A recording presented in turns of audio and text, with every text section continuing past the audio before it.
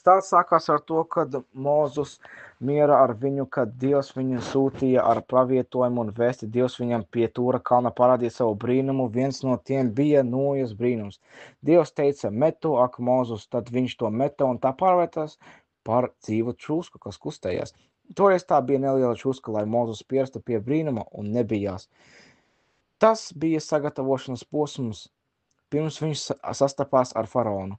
Taču, kad viņš devās pie faraona, Nūja pārvērtās par milzīgu čūsku, kā teiks Koranā, un viņš nometa savu nūju, un lūk, tā bija skaidri redzama, milzīga čūska. Tas bija tāpēc, ka šis brīnums notika faraona un viņu karavīra priekšā, un vajadzēja parādīt Dieva varenību un spēku. Pēc tam ir stāsts par vīru, kurš Hāruna Rašīda laikā apgalvoja, ka viņš ir Mozus. Hāruns viņam jautāja, ja tu tiešām esi Mozus, tad met savu nūju, lai tā pārvērstos par čūsku, kā tas notika Mozusu. Vīrs atbildēja, tā nevar pārvērsties, līdz tu pats nesaki, es esmu jūsu visaugstākais kungs. Tad Hāruna Rašīda saprata, ka šis cilvēks ir viltus pravietis un pavēlēja viņu sodīt.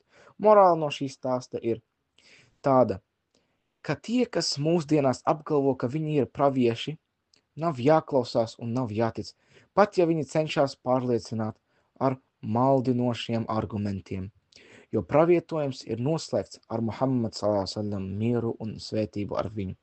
Kad viņš pats teica, pēc manis vairs nebūs pravieši.